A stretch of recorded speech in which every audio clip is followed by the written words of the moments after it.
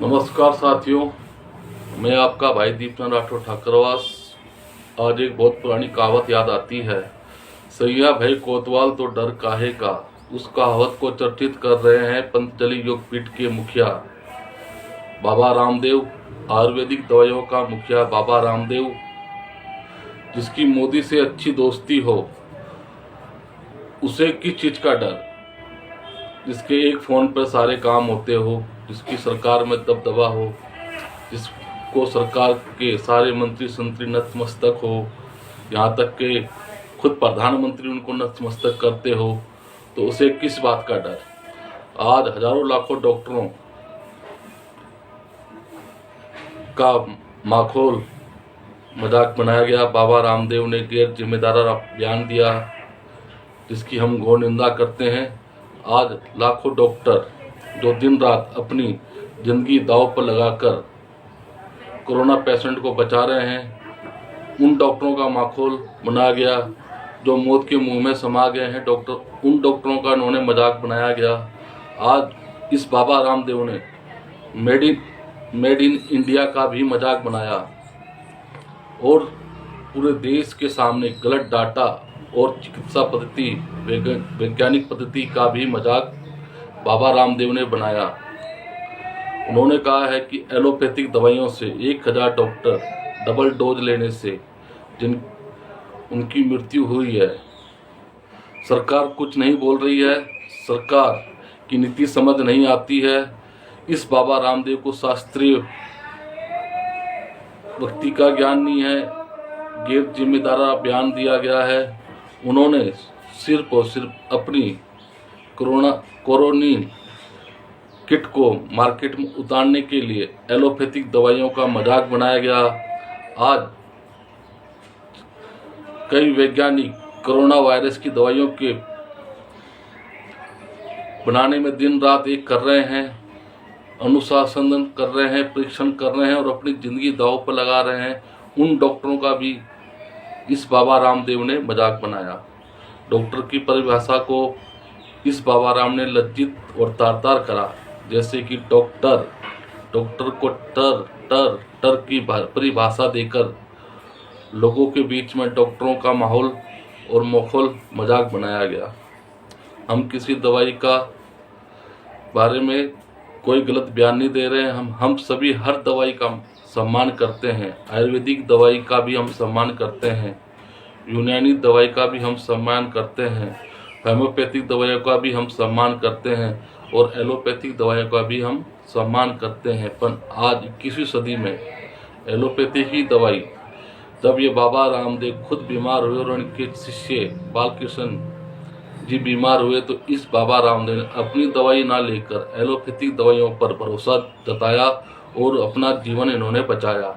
लेकिन यही बाबा सिर्फ और सिर्फ पैसों के लालच में लोगों के बीच में अपनी कोरोनी किट को लाने के लिए जनता के बीच में माहौल मजाक बना रहे हैं और पूरे देश को भ्रमित कर रहे हैं। ठीक उसी प्रकार जब मणिपुर में, एक मैं आपको उदाहरण देना चाहूँगा कि जब बीजेपी नेता की मृत्यु हो जाती है तो एक सामाजिक कार्यकर्ता और एक पत्रकार ने उनके ऊपर कुछ विवादित बयान दिया था, जैसे गोबर और गौमूत्र के द्वारा। तो उस सामाजिक कार्यकर्ता और पत्रकारों पर उनको जेल में डाल दिया जाता है और उनकी बाद में जमानत हो जाती है, फिर उन पे NSA लगा दिया जाता है, यानी कि नेशनल सिक्योरिटी एक्ट। भाइयों, नेशनल सिक्योरिटी एक्ट जब लगता है जब जिसे राष्ट्र की सुरक्षा को खतरा होता हो, तो NSA एक्ट लगता है।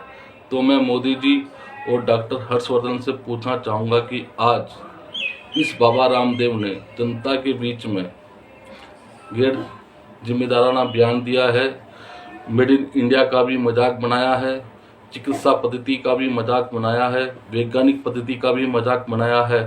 तो आप किस एक्ट के अंदर इस बाबा रामदेव पर एक्शन लेंगे? परंतु ऐसा होगा नहीं, क्योंकि बाबा रामदेव खुद सरकार में अपना बहुत अच्छा वजूद रखते हैं। वहीं इंडियन मेडिकल एसोसिएशन ने भी इस बाबा रामदेव यानी कि लाला रामदेव को गैर जिम्मेदार बयान बताया है और उनके ऊपर एक्शन लेने की बात कही है। आज जितने भी डॉक्टर हैं, नर्सिस हैं, उन सब पर इस बाबा रामदेव ने सवाल निशान चिन्ह खड़ा कर दिया है। एक तरफ तो मोदी जी कहते हैं कि 35,000 करोड़ हमने वैक्सीन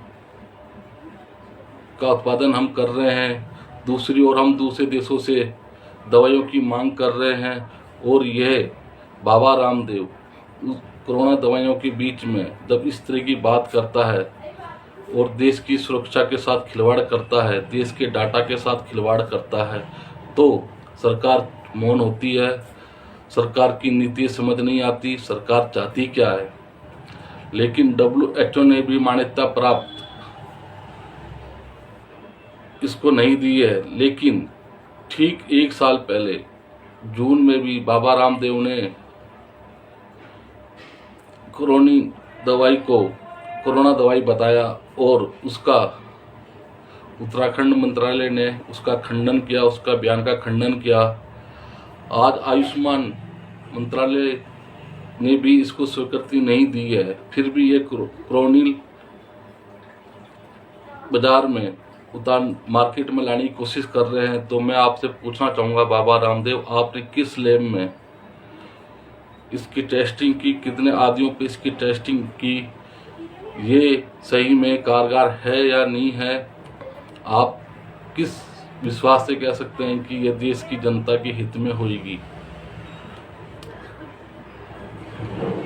आज जो लाखों वैज्ञानिक सोर्स में लगे हैं, पूरा देश कोरोना की लड़ाई में एकजुट होकर लड़ रहा है और हम सभी वैज्ञानिकों का सम्मान करते हैं। तो यही दूसरी ओर ये लाला बाबा रामदेव सिर्फ और सिर्फ अपनी दवाइयों को मार्केट में लाने के लिए और अपने मुनाफे के लिए देश की जनता के साथ खिलवाड़ कर रहे हैं। मैं उम्मीद करता हूं कि मोदी सरकार इस बाबा रामदेव पे एक्शन ले। जय हिंद, वंदे मातरम।